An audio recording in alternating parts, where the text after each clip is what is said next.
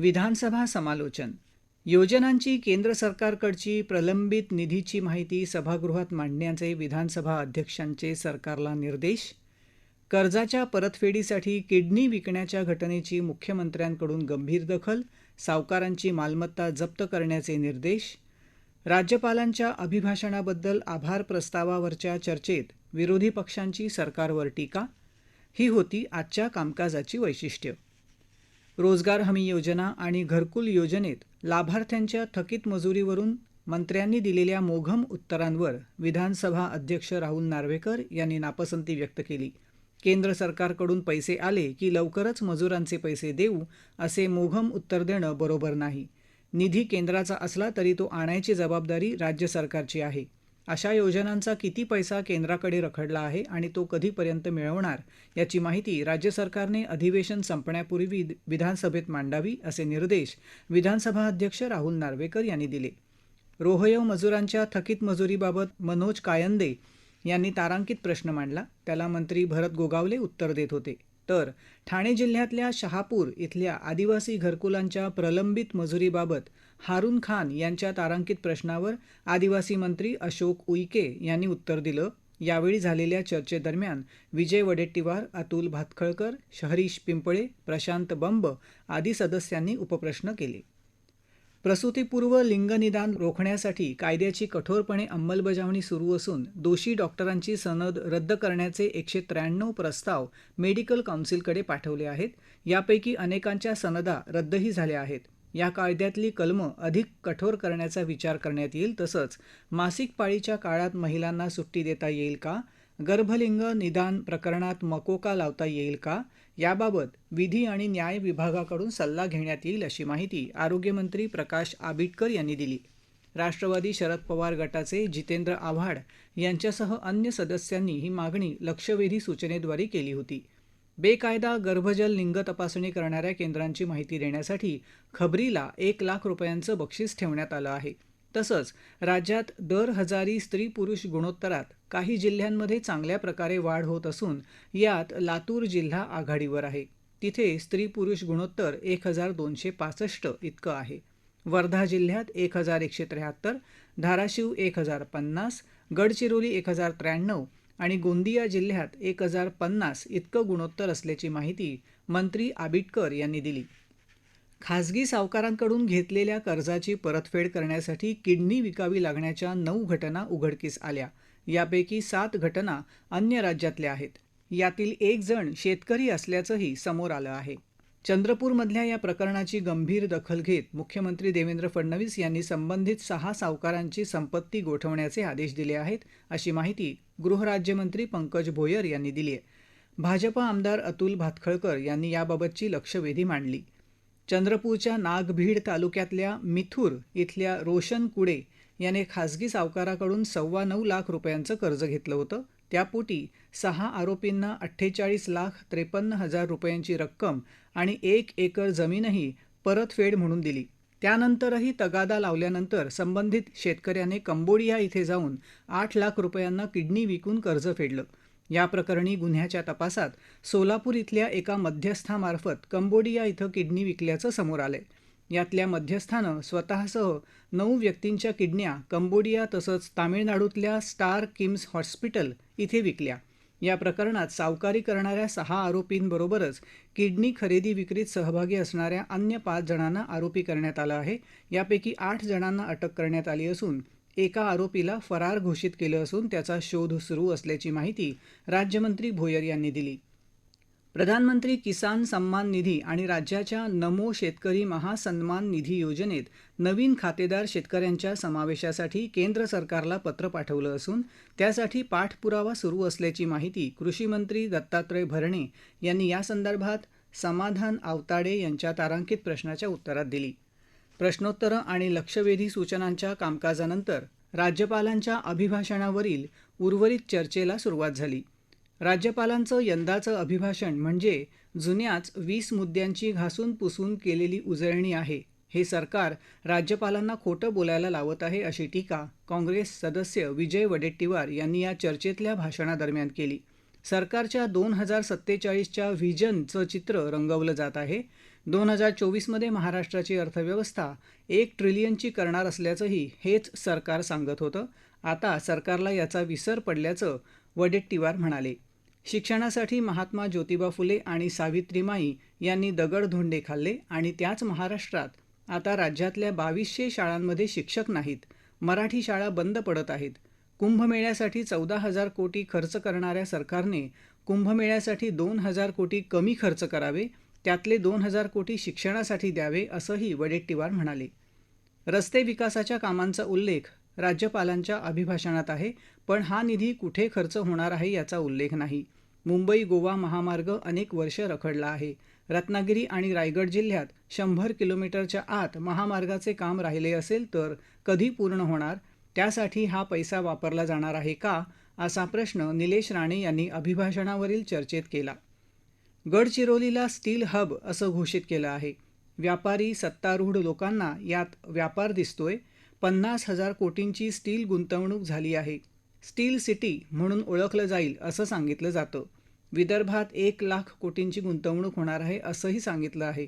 मात्र यात स्थानिकांच्या जल, जंगल, जमीन आणि पर्यावरणावर आपण काहीच बोलत नाही. आता स्थानिक आदिवासीच आक्षेप घेत असून आदिवासी भागातल्या लोकांना न्याय देण्याची भूमिका आपण घेतोय का, असा प्रश्न करत राष्ट्रवादी शरदचंद्र पवार पक्षाचे सदस्य जयंत पाटील यांनी कुठल्याही विकासाला मानवी चेहरा असायला हवा असा मुद्दा मांडला. यासोबतच राज्यपालांच्या अभिभाषणावर नितीन राऊत यांनी आपले विचार मांडले. ही चर्चा अपूर्ण राहिली. समालोचन लिहीपर्यंत सभागृहाचं कामकाज सुरू होतं. विधान परिषद समालोचन.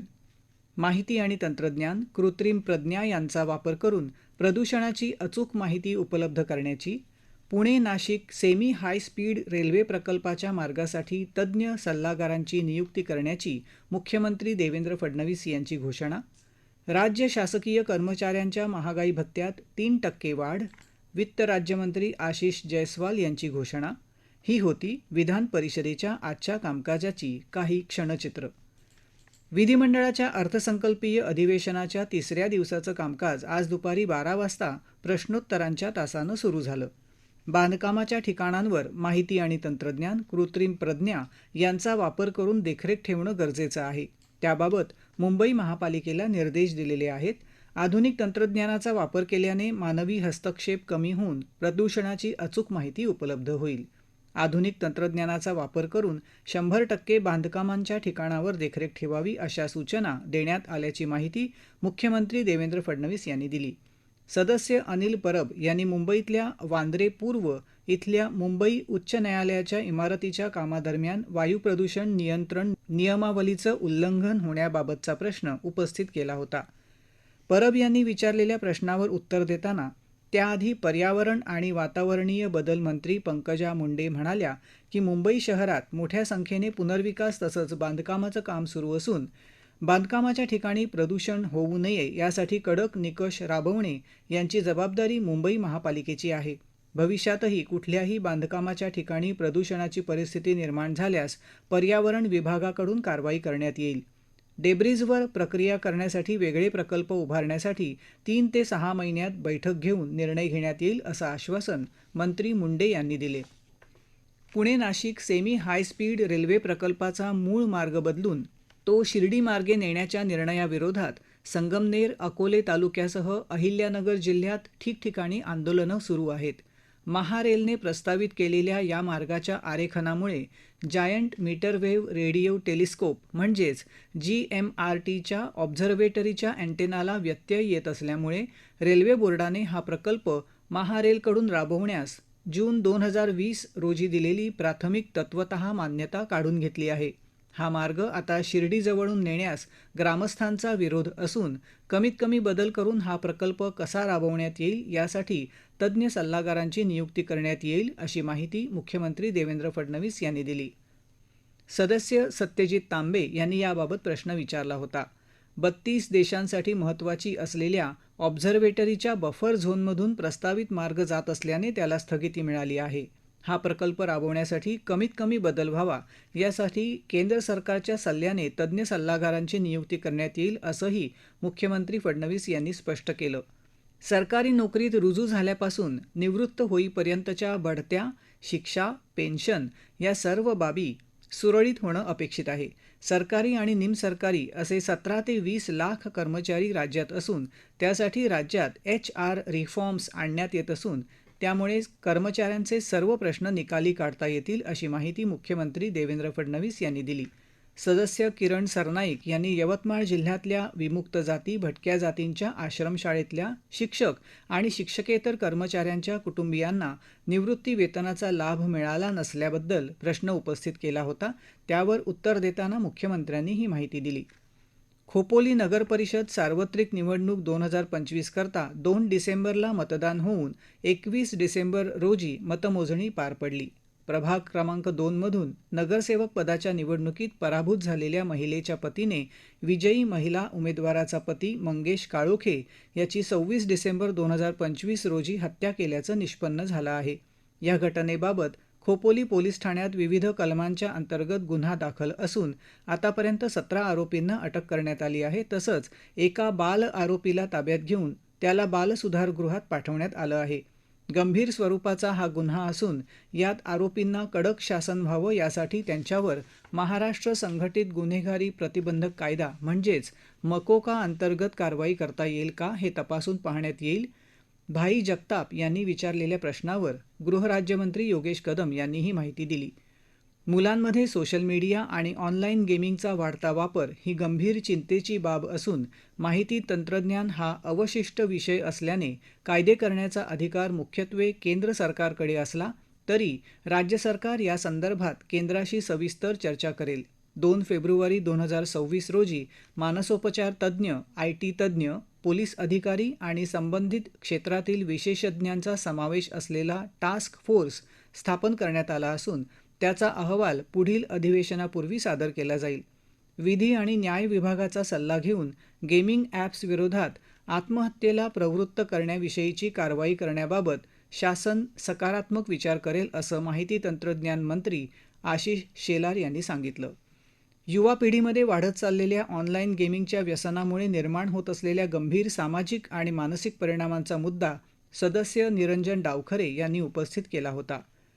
राज्य शासनानं राज्य शासकीय आणि इतर पात्र कर्मचाऱ्यांच्या महागाई भत्त्यात 3% वाढ करण्याचा अत्यंत महत्त्वपूर्ण आणि दिलासादायक निर्णय घेतला आहे.